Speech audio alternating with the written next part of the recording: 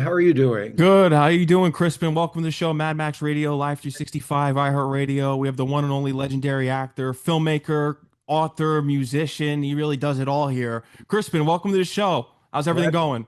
Very well. How are you doing? I'm doing well. Congratulations on the new release. Know You're Wrong, Spooky at a Distance. It was just a pleasure for me to go watch this film. Thank you to Oh, Caitlin for great. inviting me out at the IFC Theater. I had a great time Yeah. watching this. Oh, good. I'm glad you're able to see it. It's nice. Sometimes I talk to people that haven't even seen the film, so I'm glad you're able to see it. Absolutely. And we're going to get into it and a little bit of your other film work, of course, but this is the main focus here. So there was something that actually spoke to me in this while you're reading the books. It was the line referring to, I thought I would, it was in relation to this, I thought I would disappear, then I remembered my work. What was the deep meaning behind this? Because I feel as though actors always struggle, especially all entertainers. They struggle with how they are in their entertainment world and then in their personal, private life of who they are, their alter egos.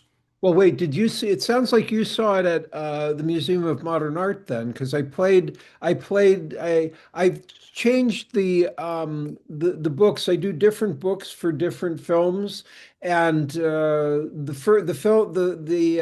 books I performed at MoMA at the Museum of Modern Art were slightly different. I was adjusting that show. So that book, the page you mentioned is from it was from the first book I published, which was not the first book I made. Just so the audience understands, the slideshow you're referring to is a multiple books that I made most of these books in the 80s and early 90s, early 80s and early 90s. And I took old books from the 1800s and reworked them and changed them into different books from what they originally were. And they're profusely illustrated. And then before I present the films, this is my third feature film, and I've distributed my films by performing this live show before I present the film. And so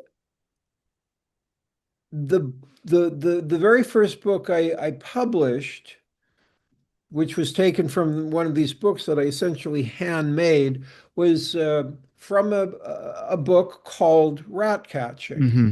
a study in the art of rat catching. And there's one page that you're referring to, which has an image that I believe I got from a pathology book from the 1800s. And the character in the page, who's sort of, it's the only time you see the character that essentially, when I present these books, I'm playing the narrator who can often be a character within the book. Hmm. And that's the case of rat catching. That's the only visual appearance you see of the character.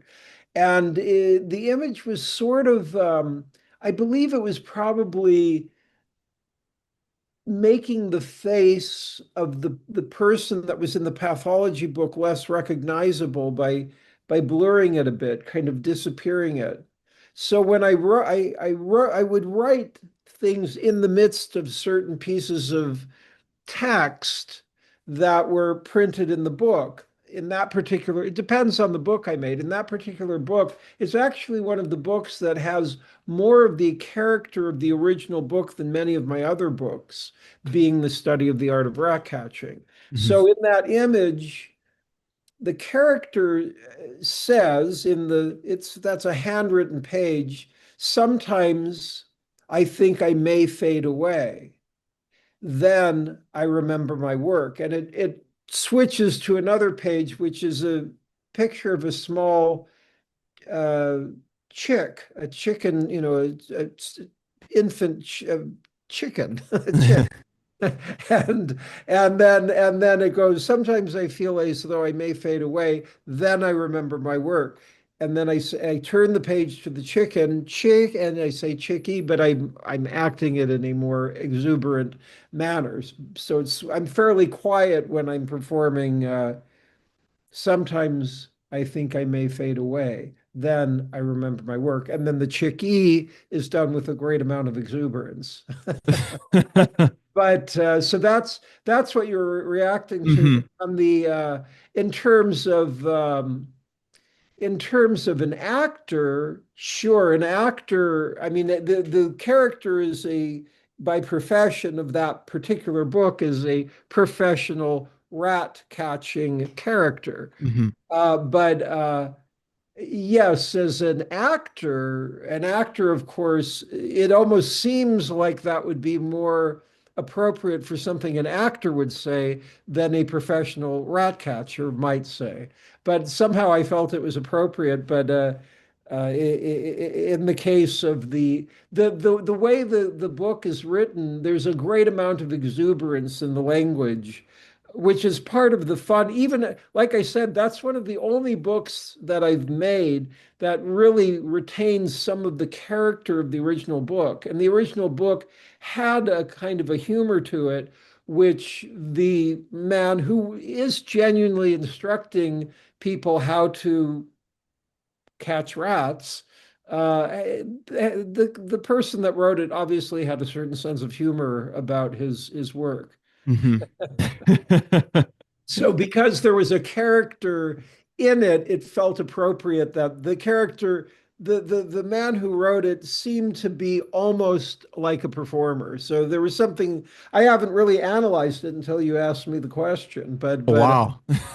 I mean I've analyzed it in different ways, but that particular page and the way you phrased the question about having to do with acting, I hadn't thought of it in that manner before. But you're right. It's a good notation on that. Hmm. Yeah, and your film, it really brings a lot of questions. There are a lot of great questions asked that night. And you are fans of films as Freaks, the original, Scarface, The Shining. When did you notice that films stopped making the audience ask questions? What time period would you say?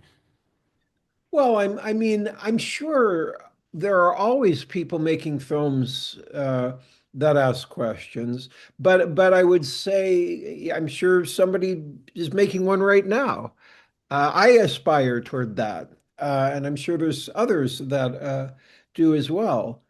And I'm sure there are people that accomplish it. But what I more was noticing is probably I would say in the 60s and 70s, the corporate sector of filmmaking was more aligned to funding and distributing films that were asking questions.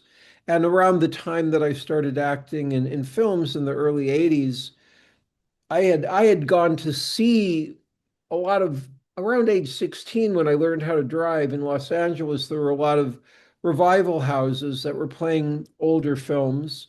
I was 16 in 1980, so the films were from the 70s, 60s, 1920s, 30s, what have you. But that's what I was kind of excited about as a young actor, to become a part of this industry. I felt that would be asking proper questions and making good art. And then as I was becoming a part of the industry, I was thinking, well, where are these questions I was excited about?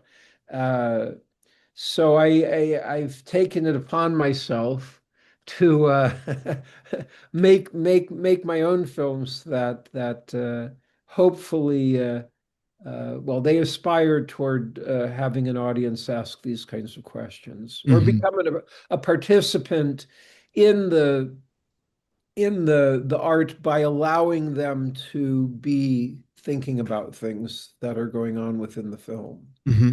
And something about you that I really can appreciate is just the hard work that you put into this. This has been for years now that you've been working to get this put out. Did you get to share the finished product with your father? Did he get to see the final product? Well, I mean, the film was only finished days before I premiered it at MoMA. Wow. And my father died in March of this year. So, and the premiere was October 2nd. So he didn't see Hmm. that particular version, but he had seen versions of it over the years. I've been working on it for even in the post-production for a long time. Hmm. Yeah, no, he definitely, my condolences, and it's a Thank you. well-made film, especially when it started out because it really had me fooled because I was like, this is going to be a silent film, and then you let us on, and we got the dialogue and just the whole different timelines in the one Yeah. film. I was happy how that because that I recut the film only a few months before the premiere in October, and it had been essentially locked for 5 years of the post-production.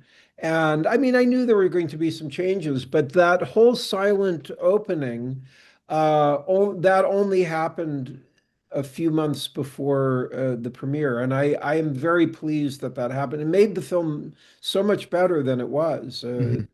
And there were a lot of other things that switched around, and I am pleased with the film and the reception. I that premiere at the Museum of Modern Art was a true premiere. I'd never seen it with an audience before, and I was quite pleased with the. I did not know how much comprehension there would be in the film. I didn't know how confused people may or may not be about the film, but I'm very pleased that the amount of comprehension that I felt was possible it was actually a bit exceeded. I thought people would be more confused by it than they have been. So I'm very happy about that. No, and what's the next tour? Because I know you were going to Chicago, you were going to LA with this after New York. So what's the plan for the next upcoming Right. performances? Well, I go this weekend to Boston. It's on Monday, November 2nd. I'm at the Coolidge Corner. Then the following week, and actually, it's the weekend after next. Then I go up to the Mayfair Theatre in Ottawa, Canada, and I'm actually showing all three of my films in Ottawa. I've been at this venue before, and they're a proper 35 millimeter venue. I've already been playing at some 35 millimeter venues, but I've focused on the opening weeks of it being the new film.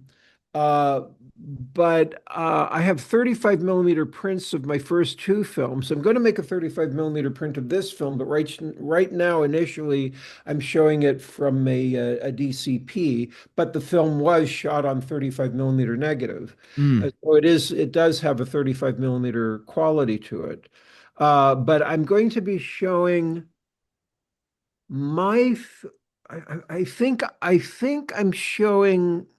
It's on the my website, crispinglover.com, but I think I'm showing Thursday night my second film, which is called It Is Fine, Everything Is Fine.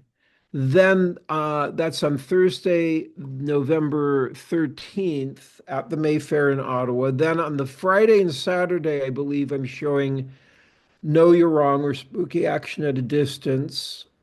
That's November 14th and 15th. And on the last night, a Sunday night, I'm going to be showing my first film, What Is It? A 35 millimeter print, Sunday, November 16th. So I'm showing all three of my feature films at the Mayfair Theatre in Ottawa. Then I am going to um, I'm still figuring something out. I think I may be going to Minneapolis at the Parkway, Mm. which I've been to before. It's another 35 millimeter venue, but I'm in conversation with them. I may be going there, and I may do something slightly different. But if I show there, that would be November 30th and December 1st. I would be showing the new film, Know You're Wrong or Spooky Action at a Distance, and the second film on December 1st. And part of the reason I'm showing the second film is I'm actually really very proud of the second film as well. And more people have seen What Is It than the second film, and I want people to see the second film. So some of these venues I'm showing my first and the new film and my second film. Then I'll be at the Sunray Theater in Tampa, Florida, December 4th through the 6th, I believe. 2 nights for Know You're Wrong or Spooky Action at a Distance on the 4th and 5th of December, and then the 6th for Know You're Wrong. or rather, It Is Fine, Everything Is Fine. And then on December 12th and 13th at the Texas Theater in Dallas, Texas. And that one on the 12th of December, I will be showing No You're Wrong or Spooky Action at a Distance. And then the 35 millimeter print of It Is Fine, Everything Is Fine on the December 13th. Mm. So that this year, those are the venues for now. I'll tour again next year. People think, oh, well, he's not coming to this area. They thought that years ago when I started touring in 2005 with what is it? It's the 20th anniversary of What Is It? That's that I'll have the one show which will be the 20th anniversary of What Is It at the Mayfair. But I toured straight from 2005 to 2020 when the pandemic happened. Mhm. Every year I went somewhere or another. Some years I toured more, some years I toured less. In 2020, I only played at the Castro Theater in San Francisco, and then the pandemic happened. Then I thought, all right, well, I'll wait with this natural pause. I'll wait till I'm ready with the new film, and that's what I'm doing. But I'll continue touring again now. Yeah.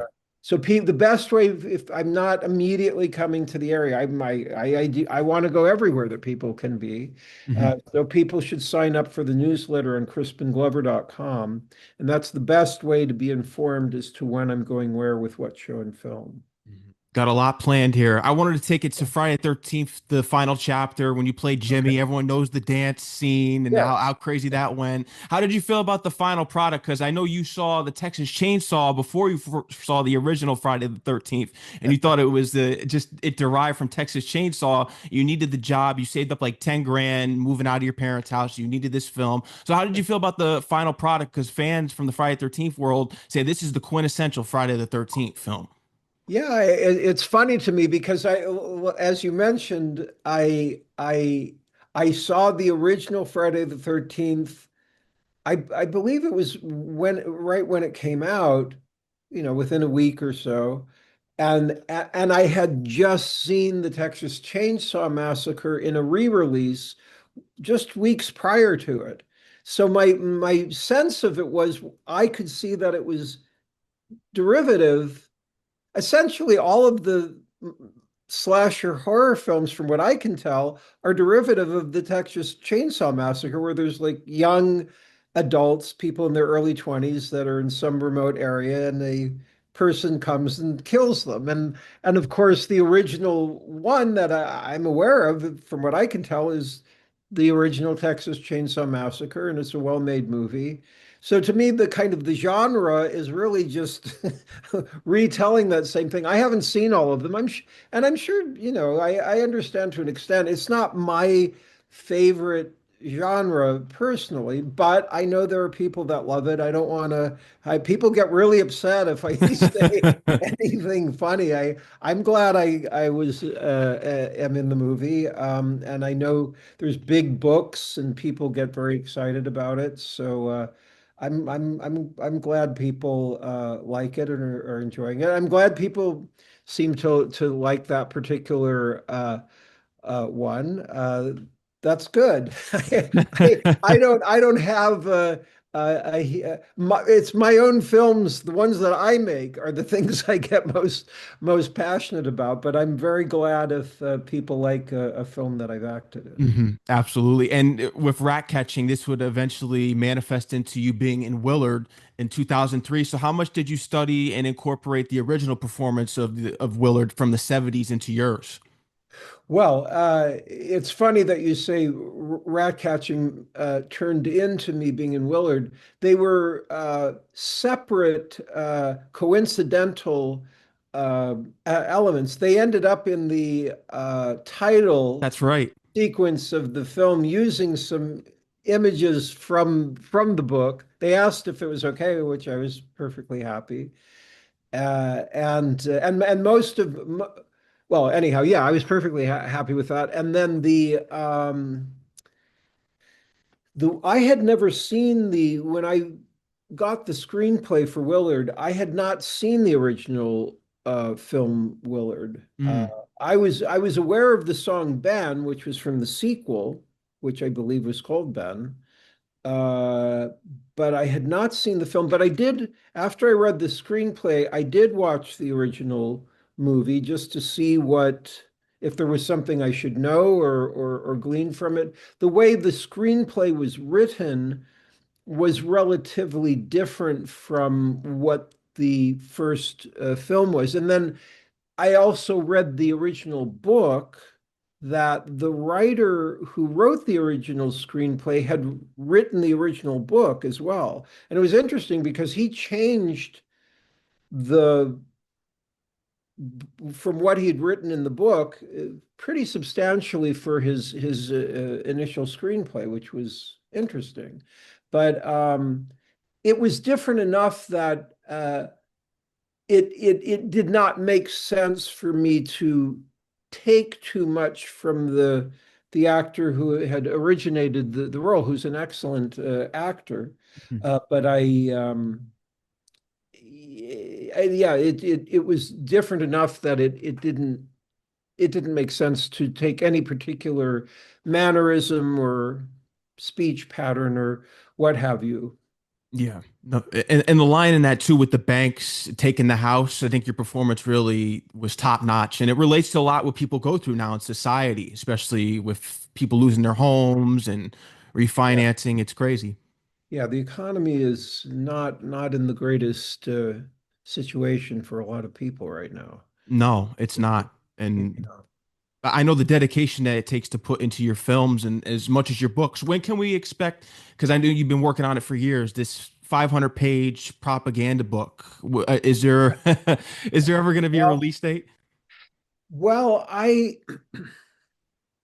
could publish that at any second. I've published five books, all of the kinds of books that I have in my show, which are really art books, four of which are in print. And those are all available both when I'm at my shows and on my website. So I could publish it. And I did it in the proper form. I became an official publisher in 1988 or 9 when I first published Rat Catching. You get an ISBN number from R.R. Bowker Company, which gives you books and print is the place people used to go before Amazon existed to go in. You went into a bookstore and said, "I want Rat Catching by Crispin Glover." They go to books and print. It has the information of how to get hold of the publisher, and then they can order the book. But now, of course, people get things off of Amazon. In any case, wait, I forgot what your question Oh, when was. can we? Is there going to be a release date for Oh, this book right, for eventually? that book. Well, I have written that book. It is about 500 pages. I should probably edit it down. I'm not sure that it's the best time for me to publish it now, Mhm. if ever. I don't know. There are things that I have. There's a part of me that would very much like to publish it, and then there's a part of me that feels like I should wait a little bit. We'll see. I Mhm. I I, I don't know. There are things that I do think would be good to have out there, but for a lot of different reasons, I think it's might be better for me to wait a little while. We'll see. We'll Mhm. see. I'm sure everyone will be looking forward to it. And I was doing my research on you. I do have to ask this question. Were you born on April 20th? April I was 20th. born on April 20th. Oh, really? Okay. Yeah. It's a strange day. Yeah. Yeah, it's a strange day. I've met some people that were born on my birthday who are perfectly nice, and I've met some that are a bit questionable. Mm. So who knows? I mean, the theories of birth dates and that kind of thing, it could all be coincidental, but there it is a strange day. There are some strange things that seem to happen around April 20th. Oh, there What is. what is your experience with it? Oh, well, I was born in 1999, so as my mother was delivering me, Columbine was happening. Exactly. That's one of those strange things. Yeah, it's a weird day. It's a It very weird. is. Yeah. Well, Crispin, I want to thank you for coming on the show here today. I had a great time speaking with you and just Well, you getting this too. promoted. Know You're Wrong, Spooky from a Distance, of course. Make sure you go. They can still go watch this, get tickets, go to your website. They got to go check this out for the people that are in the area so they can really get their own perspective and ask their own questions with this. And I will say this: it's always important to really go in the face of adversity because they were wrong. This film is a success. Well, thank you. Thank you very much. I really appreciate the research and passion. It's good to talk to you. Absolutely. Thank you so much, Crispin. You're always welcome on the show. Thank you again to Caitlin for setting this up and Yeah. the invite out to the show. Yeah, absolutely. I appreciate it as well. Of course. Thank you, Great. Crispin. Enjoy Thanks the a rest of lot. your night. I You look forward to too. what you have on the way. Thank you. Yep. Thank you Take again. care. Okay. Good Bye night. bye. Bye.